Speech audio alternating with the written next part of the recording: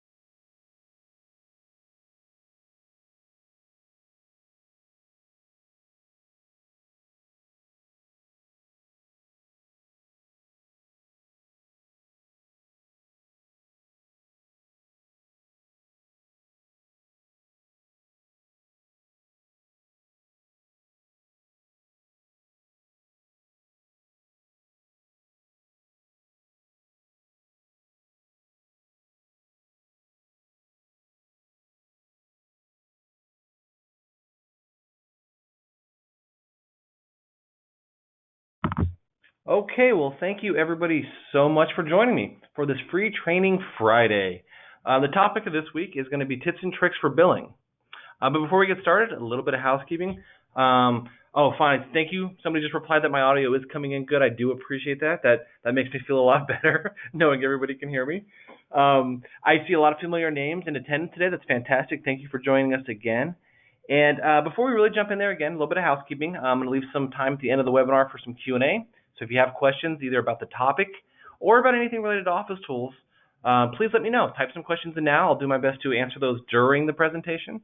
And if not, I'll make some time at the end. And if by some chance I still miss answering your questions, I will follow up with you post-webinar along with a link to the webinar itself. That way you can either watch it again, show somebody else, and get answers to your questions. I'm also going to run 2 polling questions. One I'm going to go ahead and actually just run right now. We might as well get it out of the way before we get going. And this polling question is really, as we kind of go throughout the year, we want to make sure that our content is up to date and appropriate. So the question really is what areas of webinar topics would you like to see in the future as far as OfficeTools go? Time and billing, workflow are always, those are always popular. Those are great choices. But if, let us know kind of what areas everybody's thinking they need a little bit more time or some more webinar opportunities for, and I'd really appreciate that. And that'll allow us to start to build our curriculum for the next few months. And there will be another polling question as we get towards the end. So the topic today is, again, billing, and specifically tips and tricks. And the reason being is, every office does bill a little differently, and everybody has their own needs, the only way that they do it. So we can't kind of do a 30-minute billing training that's going to really appease everybody. But the tips and tricks can be helpful. These might be some things that you didn't know that you can either do with time or do in the billing area, and they can be very helpful if you don't.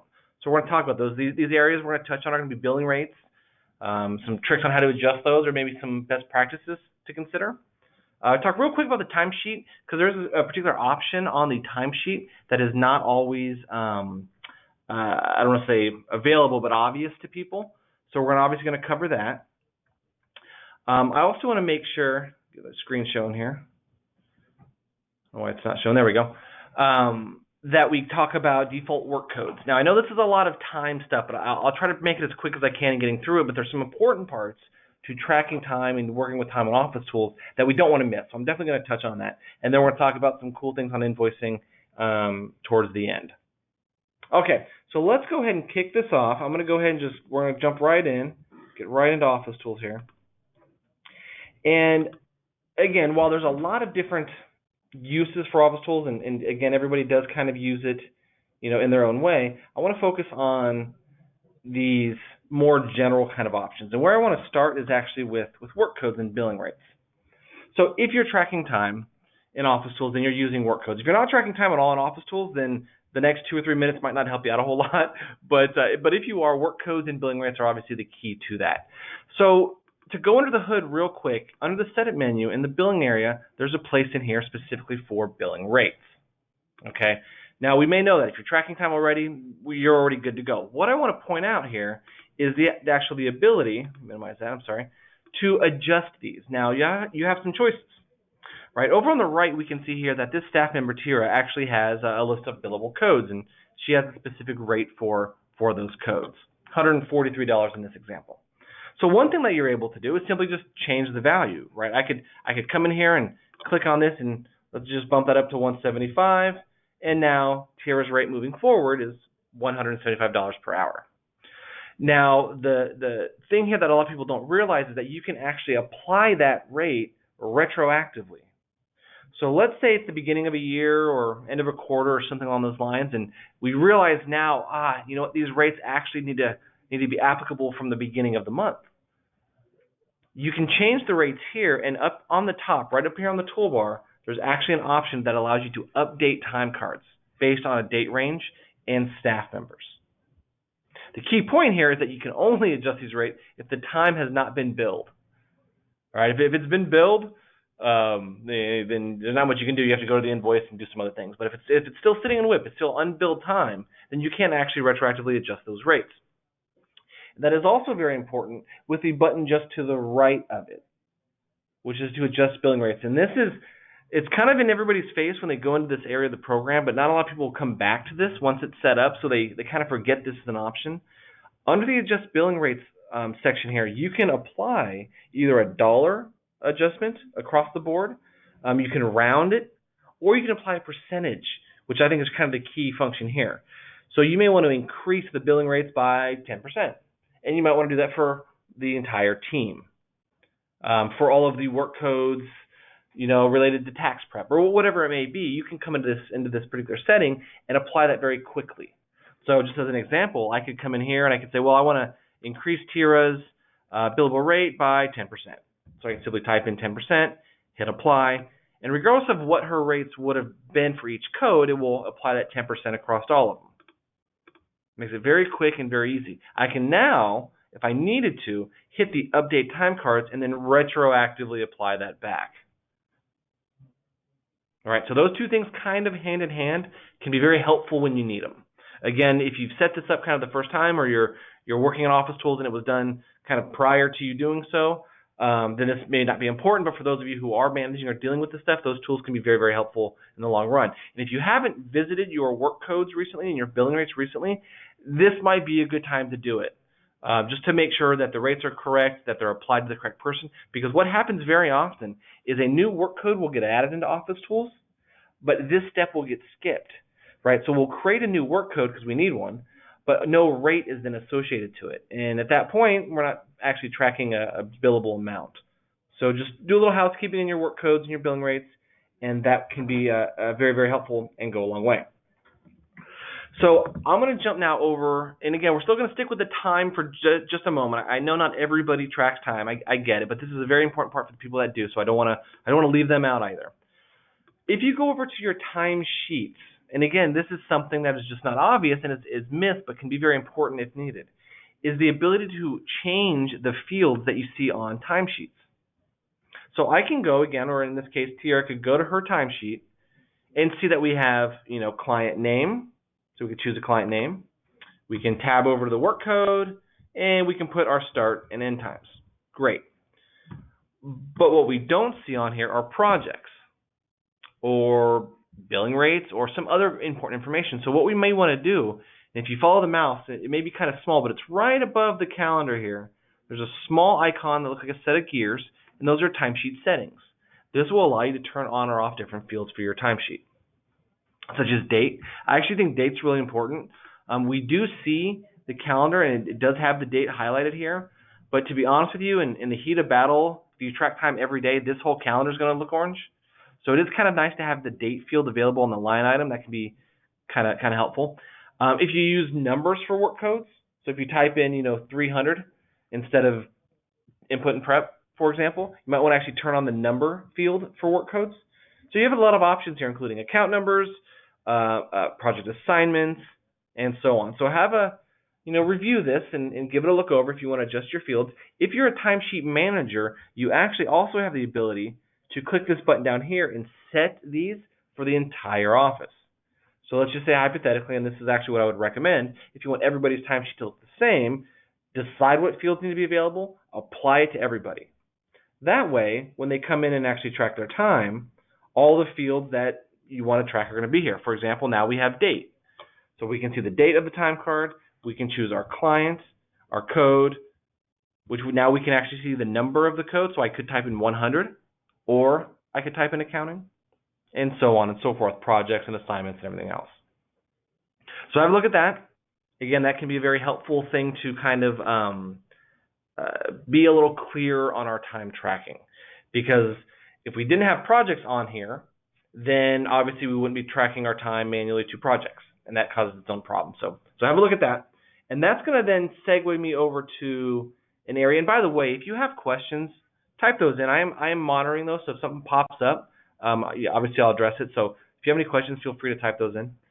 But I'm going to jump now over and talk about default work codes. And this is near and dear to my heart. I think this is very, very important. If you are tracking time, I want everybody to grab their pen and take some notes if you're not using default work codes.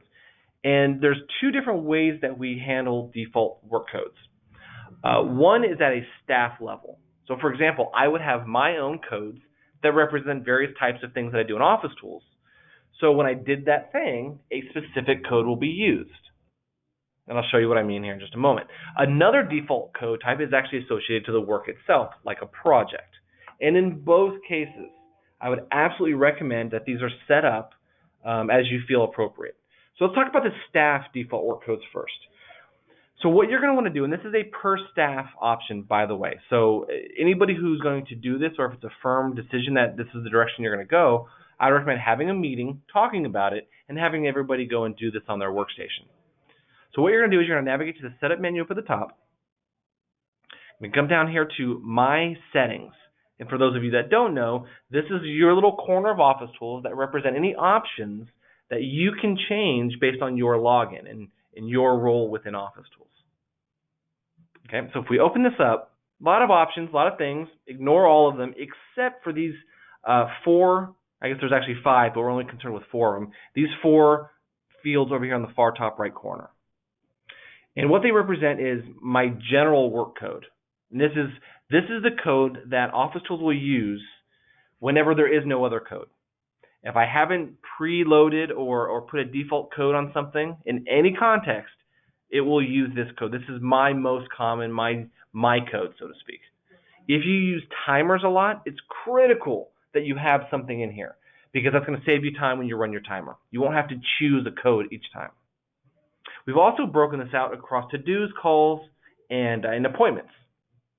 So if there's a particular code that you more often than not are going to use for the types of to-dos that you track, or for phone calls, or for appointments, this is where you're going to want to populate these. So my examples here, my general work code is going to be accounting because I spend a lot of time in the back, and that's the code that I use kind of most often for the things that I track. My to-do code is actually a non-billable code. This is actually an admin code because to-dos typically, for me anyway, are more inter-office, right? So those kind of little things as I'm running around, but I still want to capture the time. So it's a non-billable code, but it's here nonetheless. And then my phone calls and appointments are either a phone chargeable or some training or meeting type code. And again, this is going to pay off big time. So everybody should come in here, set some defaults at a minimum. Even if you don't know the to-dos and the calls and the appointments, put in a work code. Anything is better than nothing. I'll start with that. So choose a code, put it into the work code area, and you'll be good to go. And here's why. If I go into a certain area of the program, for example, like my timesheet, and I wanted to run a timer, and I click on the timer button, I don't now have to stop and choose the code that I want to use. The system is assuming that because I put accounting as my default work code, that's the code I want to use. If it's not correct, I can change that. I can choose something else. But I didn't have to start my timer manually. It simply started and the clock is ticking, so to speak. So that saves you a lot of time. That's the staff level. And again, that's going to be applicable throughout the program in every capacity. What you didn't see as an option were default work codes for projects or assignments. And the reason for that is because they actually have their own. So again, this is going to be a little bit more under the hood type stuff, but each project and to a further degree, each assignment can have its own default work code also. So to show you where you can set that up, again, you're going to navigate to the Setup menu. You're going to go to Projects, and then Project Definitions. Okay? Here's your list of projects. You're going to go and choose the project that you want to set up, and then navigate over to the Billing Options tab. It's the fourth tab over here. Okay. Ignore all this other stuff. You're going to jump right down here to the bottom center, and there's an area for default work code. And in here, you're going to want to put whatever code is most appropriate for the work that you're doing here. Let's see. So I got an individual return. I'm going to go ahead and choose individual prep as my default code for this particular project. And what that means is that any work, any assignments, time cards, timers, or anything associated to this project, when it comes time to track time, and we use a timer or any of those options, this is the code it's going to assume is going to be used. All right, this will take priority over your default code. So if I track time for this project, it's going to assume individual prep, not my accounting code. So this will have priority. So fill this in as best you can. Not every project this is going to work for, but where it does fit, we want to make sure that we do it. So that would be kind of the first area. The second place is on the actual assignment level. So if you really want to get granular, if you have very detailed codes and you want detailed reporting for all of the work and steps and all that good stuff, you may want to even go down to this level. So you're going to navigate back to the Setup menu, to the Projects area, but this time we're going to jump down to the Project Assignment Groups. Okay, so you're going to want to check and make sure that all of your assignments are correct for your project. And you can actually click on this little button here on the bottom left to open up the Assignments window, or you can navigate directly there under Setup Project Assignments. Takes you to the same place. Now, this is the list of all the assignments that you use for your projects, right? And again, we're not going to go through this right now, but each one of these has a home. What you can do is choose the assignment that you want to track. So, for example, we'll just do something like a final review. So this is part of my workflow, is the final review. And under the Edit menu, there's a place here for default work code. Okay. And again, I may not have a code that fits for this particular step, but I'm sure you get the idea. We'll just call this something. Perfect. So now I have a default code associated to my assignment. My project also has a default code, and myself as a staff member have a default code. And what this means is no matter what I'm doing in OfficeTools, whether I'm doing a specific assignment, I'm working on something within the project, or I'm just tracking a time card because I'm doing some admin work, there will always be a work code populated in my timers and my time cards. I know that's a small thing. It may not seem that important in the big scope of stuff, but let me tell you, the reason people don't track time is because it's a pain in the butt to track time. So to help the process, to make it smoother, let's get these default codes in there. That way when stuff gets completed and the opportunity to capture time presents itself, one more thing is already done for us. There's one less checkbox, one less drop down, one less mouse click that we have to perform in order to capture it. Okay, so now we've kind of talked about time. Let's jump over to the actual billing part and talk about some things there that are kind of tips and tricks, or again, a little less obvious as far as how people use OfficeTools and use the billing, the time and billing components. Okay, let's start with time. Now, if you're tracking time, this is where it lands, clearly. And anybody who's doing billing, again, knows they already have a process that they're doing here in OfficeTools, but I'll show you some things that you may not know. First of all, if you wanted to bill all of the time that you're seeing on the screen here, and I have a client that's got almost $2,000 worth of WIP, you don't have to check all the boxes. And I say this because I have a lot of offices that unfortunately years have gone by where they want to bill everything, they check every single box. Here's some better ways if that's the case. If you want to bill all of this time, just hit invoice. Don't check anything. It will ask you, do you want to bill all of this? And then saying yes will create the invoice and you're done. So if you're billing every piece of time, just hit invoice. You don't have to check the box. In addition to that, you can actually highlight multiple time entries, and then using the right mouse button, you can actually update the bill code from right here.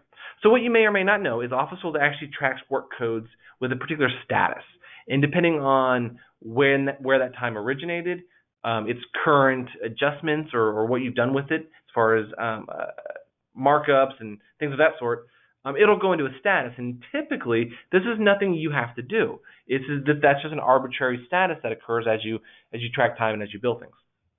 However, you could come in here, highlight multiple time cards, and actually update that code to bill, and it will check the box for you. So instead of checking a dozen boxes, if I didn't want to bill all of it, but I still wanted to bill some of it, I can left-click, drag over those time cards, and update bill code to billable. Or I could change it to non-billable. I could associate it to a flat rate, progress bills, projects, etc. But making them billable is a very quick way of doing it here. Don't check all the boxes. If you have more than 2 or 3 things, this is probably going to be a faster way of doing it. Okay, in addition to that, you can left-click, highlight all those, and do a couple other things, such as delete them. Okay, one that I like is the markup and markdown. So as I highlighted these entries, you can see up here on the top, my total WIP is actually reflecting what I have highlighted. So you can see it change. So if I'm trying to get to $500 or so, I can start to highlight until I get close enough to there we go. So we'll go ahead and check that guy too. So here we are, we're at $455. But per engagement, I'm going to bill the client $500. So I can highlight all these entries, right-click on them, and actually go to the markup markdown option. And in one quick pass, put in $500. So by the way, that is the same thing as billing it all, going into the invoice, and overriding the total. At the end of the day, it's the same thing. We've just done it prior to actually invoicing it. So depending on your billing process, maybe this is as good of a place to do it as the invoice itself. And you can see those adjustments over here on the right for all of those time cards. They're all checked off, and I can go ahead and actually invoice them. So that's something, again, that I think is underused. So if you didn't know you had those right-click options or those multiple time card options, again, somebody right now is probably, screaming around the office because we saved them so much time. Other things to consider from the timesheet here is on the bottom right, the view by options. This does, again, get missed pretty frequently, so I want to point those out. And to expand on that a little bit more, up on the top, there's a select time. This is a filter. And I'll show everybody a trick here that, again, if you're a biller, this can be very helpful. The select time the window that I chose here, the search, so to speak, is looking at the time that I'm showing for the particular client. Okay. However, what you can also do is down on the bottom, there's a View All button. I might regret clicking that because of all the time, but I think we're okay. So now I'm looking at every every time card for every client, which I could do a lot with just on the screen with the things that I've shown you. However, now you can use the select time and start getting a little bit more creative. Maybe I only want to bill the time for a certain partner, or I want to only bill certain codes or certain projects, or I want to bill everything for just this month. You can now start to use the select time in conjunction with the View All to basically go through all of your WIP and make a couple decisions on screen. Now, this is not a replacement for a WIP report and a review and all that stuff, but it is a nice way of just narrowing down the field, but looking at every client instead of just one at a time. It saves me a bunch of time. It can be very, very helpful. Okay, and I'm not seeing any questions, so I'm either incredibly good about explaining everything, or everyone's just forgetting there's questions there. Again, great opportunity to ask some questions. If not, that's okay. But don't forget there is a questions area located in your GoToWebinar panel. Okay, so that's great with billable time, but you know what? There's also those things are applicable over on the invoice side. So if we jump over to the invoices area, here we can do the same thing. We can look at an invoice, we can right-click on it, and it gives us a whole menu of things that we're able to do. The basics are great, right? Edit an invoice, delete an invoice, preview it, print it, etc. But you can also export and push that invoice to the document management section if you like to. Okay, you can push it out to QuickBooks. If you have the QuickBooks sync, you can push it to QuickBooks. So there's a lot of things that you can do from an invoice by right-clicking on it. You can upload it to the portal if you're a portal subscriber. But more than that, what I like are the options like show associated time cards and the WIP reports. Those for me, I use a lot because I want to know what time makes up these invoices. And then every now and then, unfortunately, when it comes up, and it happens, I gotta see what happened to this invoice. Why is this invoice looking the way it looks? And I'll want to view the history. And this will give you an audit trail of being able to dig down and see what happened to this invoice. Who created it, who modified it, what did they modify it, and what was the original value. I don't know if anybody's ever ran into an invoice where the total has changed, but nobody really knows how, when, or why. That could be a very cool, a very helpful tool to help solve that mystery. Okay, so some other options on the right click that again I think are great are the copy for Amy. This is really fun. This is really cool. I hate using the word fun with billing, but I enjoy things about billing. So for me this is fun. For those of you that may or may not know, Amy is actually a sidekick application for OfficeTools that allows you to do instant messaging with other people, in the office. If you're using Amy, you can actually click on an invoice and copy that to Amy and send that information to somebody else. And you'll see that actually throughout OfficeTools and some other places also. So if I wanted somebody to look at this invoice, as a really quick, easy way is just to copy that to Amy, and then I can go ahead and send that over to somebody else. They can click on it, it opens up OfficeTools, takes them to the client, opens up the invoice, and they can do whatever they need to do. It's a little thing, but it can be helpful when it comes up. Okay, so those are all the things about tips and tricks with billing that we could get out in the 20, 25 minutes, 30 minutes that we have today. There's obviously a lot more. Billing is a very deep area of the program, and everybody has their own flavor and version of it. So if you'd like to learn more, please reach out to us. You can go to abacusnext.com under training, and there's actually a schedule page there where you can schedule some training. Send us an email to training@officetools.com. All right. Or just visit OfficeTools.com and check out the user guides. There's a lot of information there. It can be very, very helpful. There's videos, write-ups, that kind of stuff. So before we go, I do have a couple more things. I do want to bring up that last polling question, which is really about the Abacus Private Cloud.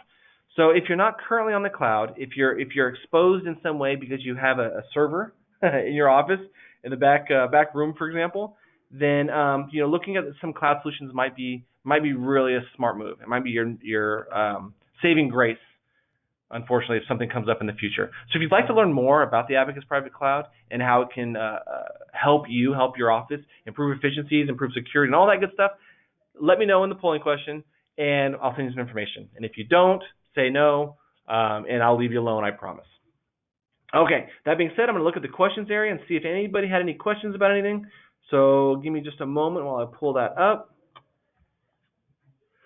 Okay, perfect. Well, I have a question. Question is there a way to create all of your invoices and then print all at once?